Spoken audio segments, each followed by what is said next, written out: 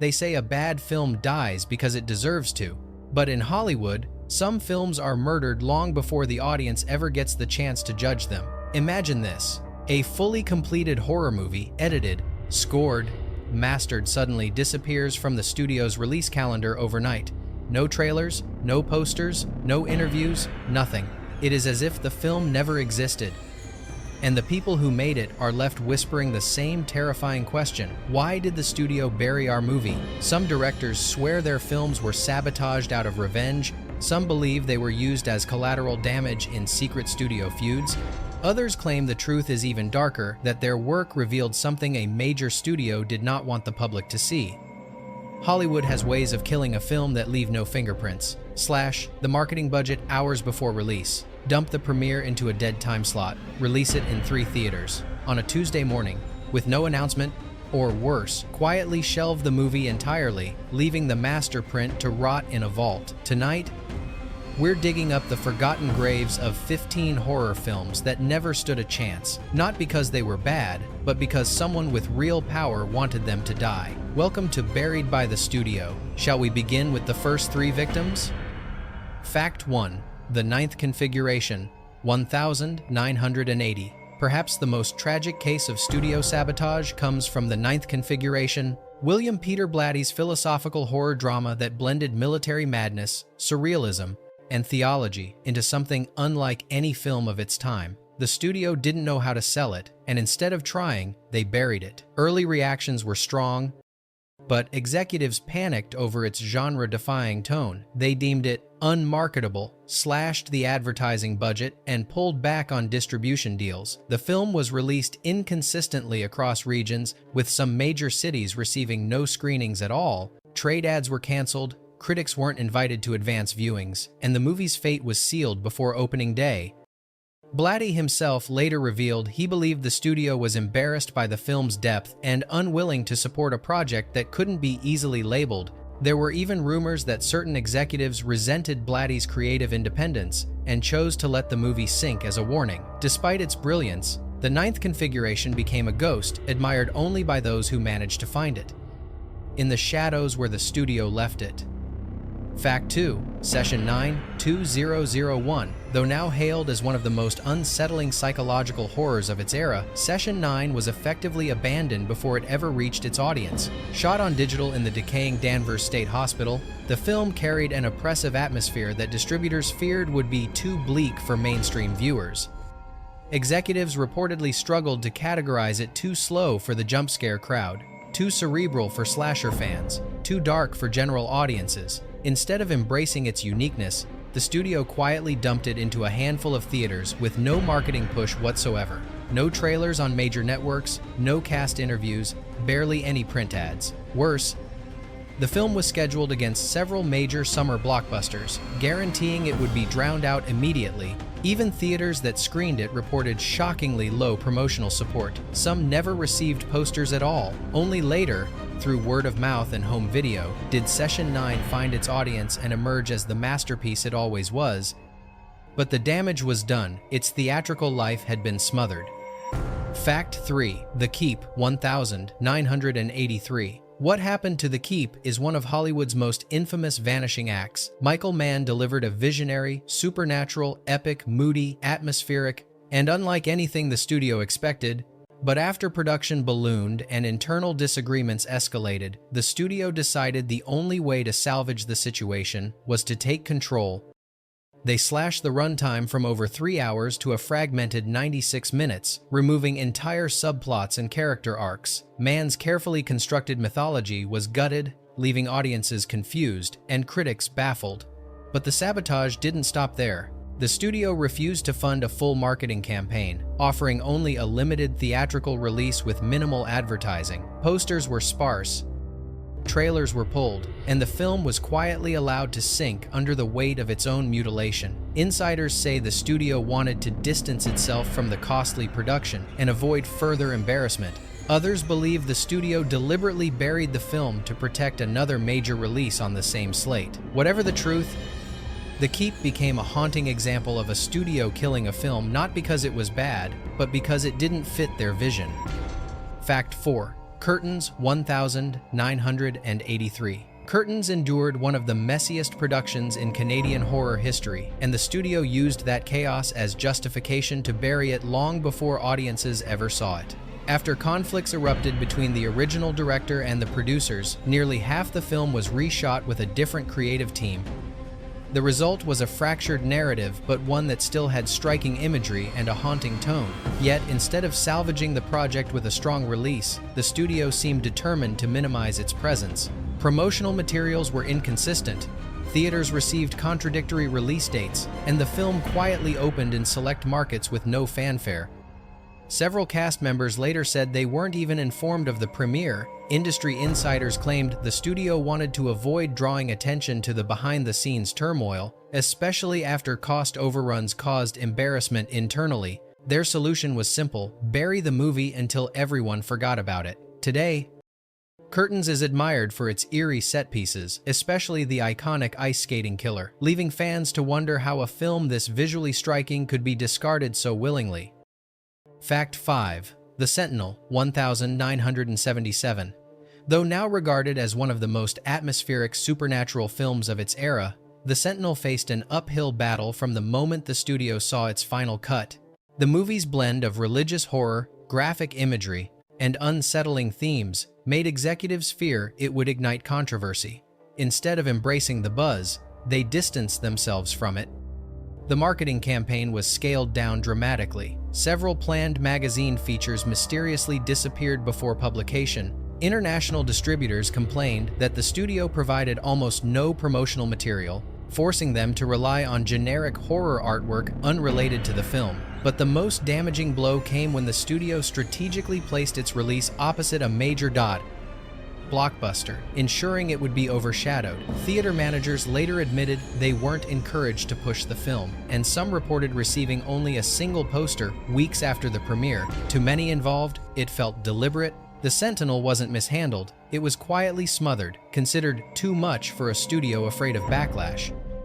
Fact 6. Dead and Buried 1981. Dead and Buried had every ingredient of a breakout hit: a chilling coastal setting, shocking practical effects from the team behind Alien, and a twist ending bold enough to stand beside the decade's biggest classics. Early screenings generated strong reactions, too strong, some insiders claimed. Rumors spread that certain scenes were too disturbing for the studio's reputation, especially as moral watchdog groups were gaining influence. Rather than defend the movie, the studio chose to hide it.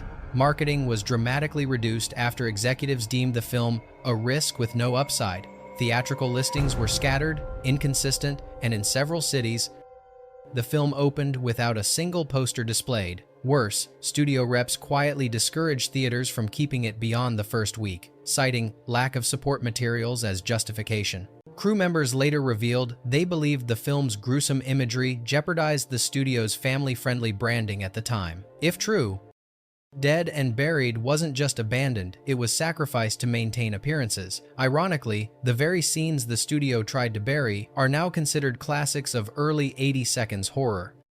Fact 7. The Sender 1982. Widely regarded today as one of the most underrated psychic horror films ever made. The Sender initially impressed critics with its surreal dream sequences and emotional depth. Unfortunately, praise from reviewers wasn't enough to save it from its studio's cold indifference. Executives felt the film was too cerebral to compete in a marketplace dominated by slashers and creature features. Instead of leaning into its strengths, the studio quietly abandoned it. Marketing funds were cut, national advertising never materialized, and the film received a limited release so small that even horror fans weren't aware it had debuted.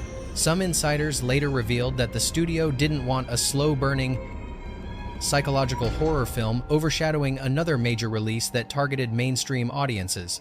So The Sender was put out to pasture, released with no fanfare, no support, and no chance. Only years later did viewers rediscover it, asking the same haunting question: why would any studio bury a film this good?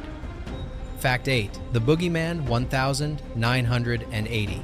After completing The Boogeyman, the filmmakers believed they had a strange but marketable supernatural slasher. The studio agreed at first, but when the film attracted unexpected controversy over its violent imagery, executives panicked. Rather than defend their release, they quietly withdrew their support to distance themselves from the growing backlash. Promotional materials were scaled back, and distribution partners reported receiving last-minute cancellations for scheduled screenings. Newspaper ads were missing in cities where the film was supposedly opening. In some regions, theater managers said they were told to keep the title off marquees unless absolutely necessary. Some historians believe the studio didn't want the moral outrage to spill over onto its larger, more profitable releases. Others think internal politics played a role. Certain executives allegedly despised the film and refused to champion it. Yet, despite the sabotage, the Boogeyman managed to gain a cult following, proving that even the best efforts to bury a film can't always stop an audience from resurrecting it decades later.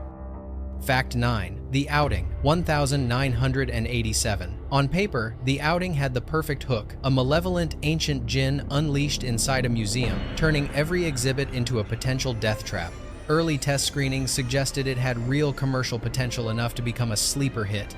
But then the studio abruptly shifted its priorities to a different supernatural project and treated The Outing like a disposable asset. Its original title was changed without the director's approval, wiping out months of advance buzz. Posters were printed with inconsistent artwork, some highlighting scenes that weren't even in the final cut. Worse, the studio delayed the release multiple times, eventually dumping it into a low-visibility distribution pattern where theaters received little to no promo support.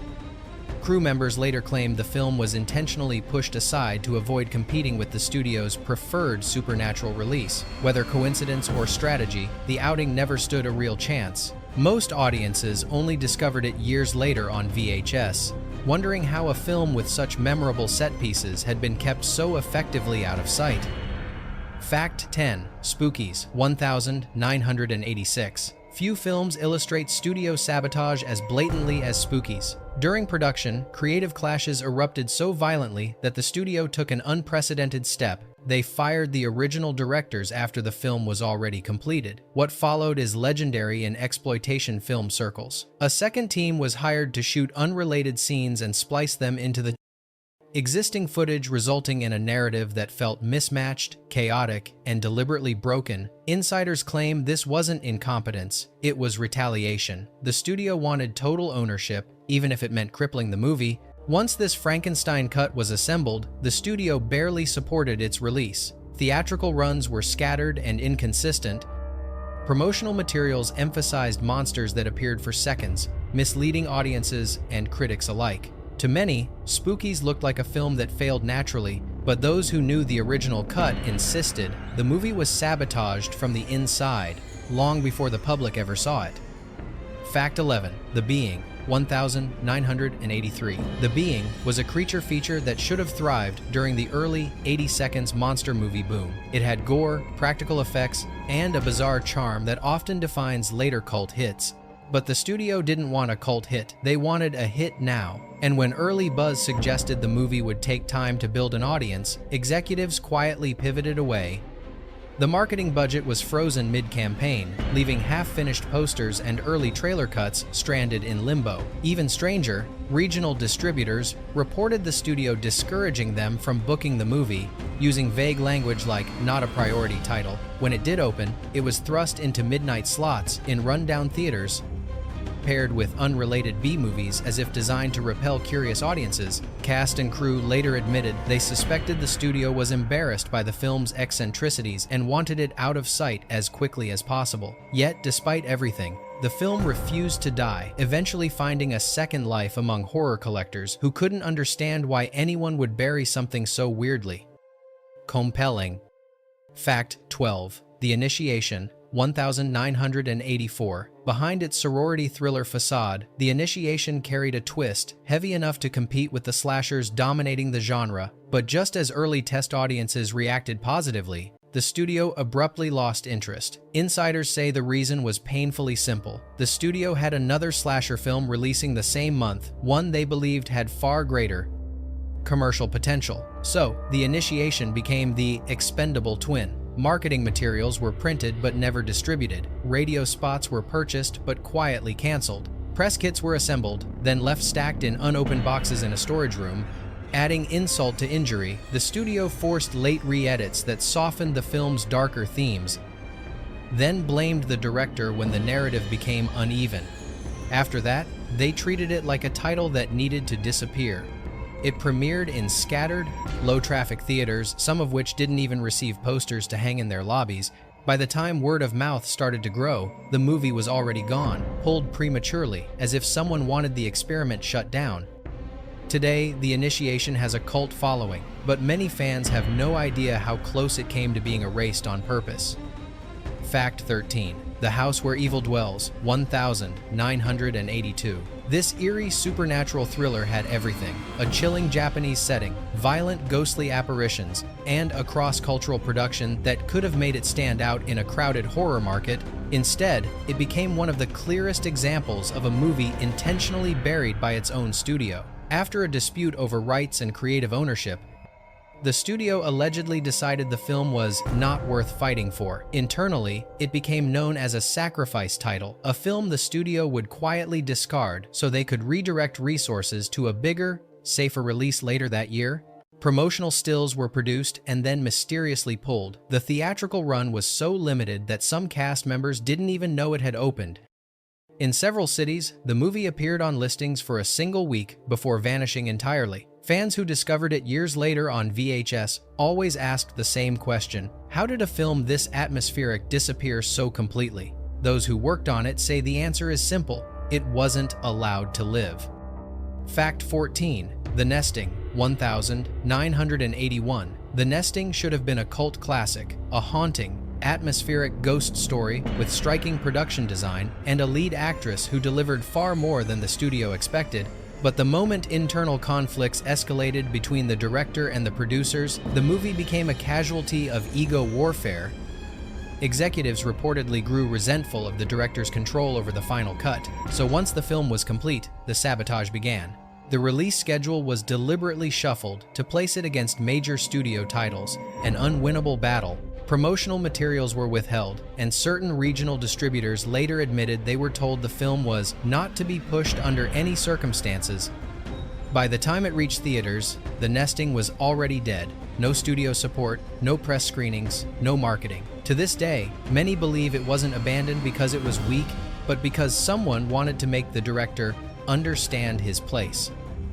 Fact 15. The Kindred, 1987. When The Kindred was finished, the studio called it too strange to market, and that was the beginning of its quiet execution. The film's creature effects were groundbreaking for their time: sticky, pulsating, practical monstrosities that could have become iconic. But days before release, the studio abruptly slashed the marketing budget to nearly zero.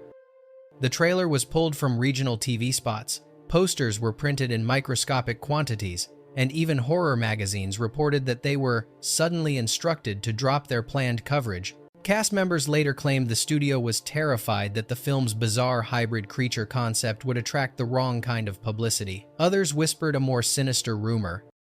The studio had invested heavily in a different sci-fi horror project and needed The Kindred to fail, so all attention would funnel toward the film they actually wanted to push. When it finally opened, it played in a handful of poorly chosen theaters' weekday matinees. No advertising, no premiere, no interviews. A film designed to shock audiences was instead left to suffocate in silence. Even now, fans believe The Kindred didn't flop, it was pushed. Bonus: Grizzly 2, The Concert, 1983, released 2020. Few films illustrate corporate burial as dramatically as Grizzly 2. Production began in 1983 with an astonishing cast of then-unknowns: George Clooney, Charlie Sheen, Laura Dern, and an ambitious setup: a massive outdoor concert stalked by a vengeful bear. Shooting was chaotic but nearly complete when disaster struck. Financing collapsed overnight. Key executives vanished from the project, taking funds, paperwork, and distribution agreements with them. Crews reported showing up to set only to find security guards barring the entrances. The studio had shut everything down without warning. With no money left for post-production, the film was abandoned completely. What followed is the stuff of industry legend. The footage was locked away. Master reels were shuffled between private storage units. Ownership became a legal labyrinth so confusing that the film essentially ceased to exist. For decades, fans whispered about the Lost Bear movie with the absurdly good cast. Some believed the studio intentionally buried it after internal disputes turned toxic. Others thought the film became collateral damage. In a financial scandal no one wanted public. Then, nearly 37 years later, a rough assemblage of the surviving footage resurfaced. It was released quietly, not as a triumphant restoration, but as a stitched-together relic of what the film might have been. Many scenes were missing, others were incomplete. The final product felt half-resurrected, half-fossilized. To this day, no one fully understands why Grizzly 2 was abandoned so violently, but its decades-long disappearance remains one of Hollywood's strangest, most haunting vanishing acts, a film swallowed whole by the very forces meant to bring it to life. If tonight's journey through buried films has taught us anything, it's this: Hollywood doesn't always kill a movie on screen. Sometimes, it happens in the boardroom, in silence, long before the lights ever dim. If you want to keep uncovering the stories they tried to erase, the secrets that slipped through the cracks, stay with us, follow the night shriek, and step a little deeper into the dark. There are many more forgotten victims waiting,